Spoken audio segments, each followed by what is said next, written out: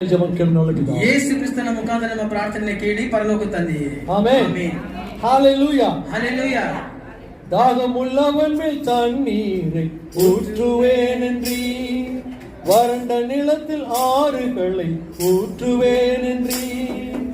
ஊற்றுமையா வல்லமையை தாகத்தோடு காத்து நிற்கிறோம், நான் தாகத்தோடு காத்து நிற்கிறோம். தாகத்தோடு நாம் காத்து நின்றோம் அண்ணா. ದಾಹದಿಂದ ನಾವು ಕಾಯ್ತಾ ಇದ್ದೀವಿ ಅಂದ್ರೆ அவருடைய வல்லமை நம்ம மேல் ஊற்றுவார், ಆತನ ಶಕ್ತಿಯು ನಮ್ಮ ಮೇಲೆ ಸುರಿಸ್ತಾನೆ. சரி, இப்ப நான் தாகமாய் இருக்கிறேன் என்று சொல்லி இயேசு சொல்கிறார். ನಾನು ದಾಹವಾಗಿದ್ದೇನೆ ಅಂತ ಯೇಸು ಹೇಳಿದರು. அந்த தாகமாய் இருக்கிறேன் என்று சொல்லி ದಾಹವಾಗಿದ್ದೇನೆ ಅಂತ ಹೇಳಿ 57 முறை சொல்லி இருக்கிறது. 57 ಬಾರಿ ಬರೆಯಲ್ಪಟ್ಟಿದೆ. அதிலே 6 முறை என்ன சொல்லுகிறது என்று சொன்னால், ಅದರಲ್ಲಿ 6 ಬಾರಿ ಏನು ಹೇಳಲ್ಪಟ್ಟಿದೆ I ಅಂದ್ರೆ thirst for soul என்று சொல்லி பார்க்கிறோம். ನಾನು ಆತ್ಮಗಳಿಗಾಗಿ ದಾಹ ಉಳ್ಳವನಾಗಿದ್ದೇನೆ ಅಂತ ಯೇಸು ಹೇಳಿದರು. ஆத்மாவுக்காக நாம் தாகம் கொண்டிருக்கிறார் இயேசு கிறிஸ்து. ಆತ್ಮಗಳಿಗಾಗಿ ನಾನು ದಾಹ ಉಳ್ಳವನಾಗಿದ್ದೇನೆ ಅಂತ ಯೇಸು ಹೇಳಿದರು. முக்கியமான காரியம் அதுதான். ಇದು ಮುಖ್ಯವಾದ ಕಾರ್ಯ. அவர் சரீரத்திலே தண்ணீருக்காக அவர் சத்தம் போட்டாரா? ಆತನ ಶರೀರದಲ್ಲಿ ನೀರಿಗಾಗಿ ಯೇಸು ಕೂಗಿದರಾ? மனுஷகுமாரன், ಹೌದು, ಆತನು ಮನುಷ್ಯ ಕುಮಾರನೇ. அடிக்கப்பட்ட பொழுது, ಆತನು ಒಡೆಯಲ್ಪಟ್ಟಾಗ, சிலுவையில் அடிக்கப்பட்ட பொழுது, ಆ ಶಿಲುಬೆಯಲ್ಲಿ ಆತನು ಜಜ್ಜಲ್ಪಟ್ಟಾಗ, ಶರೀರದಿಂದ ಎಲ್ಲಾ ತಣ್ಣೀರು வெளியே போயிட்டு, ಆತನ ಶರೀರದ ಎಲ್ಲಾ ನೀರು ಸಹ ಹೊರಗೆ ಹರಿದು ಹೋಯಿತು. டீஹைட்ரேஷன்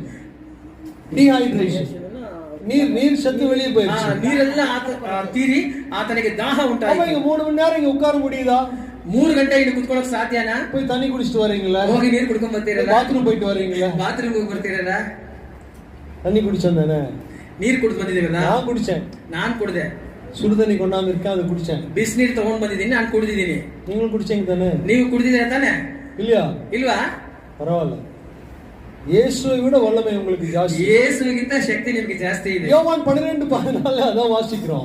யோவான் 12:14 என்னை விட மகத்தான காரியங்களை செய்வீர்கள், ನನಗಿಂತ ಮಹತ್ ಕಾರ್ಯಗಳನ್ನು ನೀವು ಮಾಡ್ತೀರಾ ಅಂತ ಯೇಸು ಹೇಳಿದರು. சரி, இங்க ಇಲ್ಲಿ வேத வாக்கியம் நிறைவேறத்தக்கதாக என்று எழுதி இருக்கிறது. ಇಲ್ಲಿ ಬರೆಯಲ್ಪಟ್ಟಿದೆ ಶಾಸ್ತ್ರದ ಮಾತು ನೆರವೇರುವ ಹಾಗೆ. யோவான் 19:28 வசனம். யோவான் ಬರೆದ ಸುವಾರ್ತೆ 10. அதன் பின்பு எல்லாம் முடிந்தது என்று இயேசு அறிந்து, ಅದರ ನಂತರ ಎಲ್ಲಾ ತೀರಿತು ಎಂದು ಯೇಸು ಹೇಳಿ, வேத வாக்கியம் நிறைவேறத்தக்கதாக ಶಾಸ್ತ್ರದ ಮಾತು ನೆರವೇರುವಂತೆ தாகமாய் இருக்கிறேன் என்றார். ನನಗೆ ನೀರಡಿಕೆ ಆಗಿದೆ ಎಂದು ಯೇಸು ಹೇಳಿದರು. அப்ப வேத வாக்கியம் நிறைவேற வேண்டும். ಇಲ್ಲಿ ಶಾಸ್ತ್ರದ ಮಾತು ನೆರವೇರಬೇಕು. எந்த வேத வாக்கியம்? ಯಾವ ಶಾಸ್ತ್ರದ ಮಾತು? சங்கீதம் 42:2 வாசிக்கிறோம். ಕೀರ್ತನೆಗಳು 42:2 ನಾವು ಓದ್ತೇವೆ. எடுத்தவங்க வாசிங்க. ಅದನ್ನು ತೆಗೆದವರು ಓದಿ. சங்கீதம் 42:2. ಕೀರ್ತನೆಗಳು 42:2 ತೆಗೆದವರು ಓದಿ.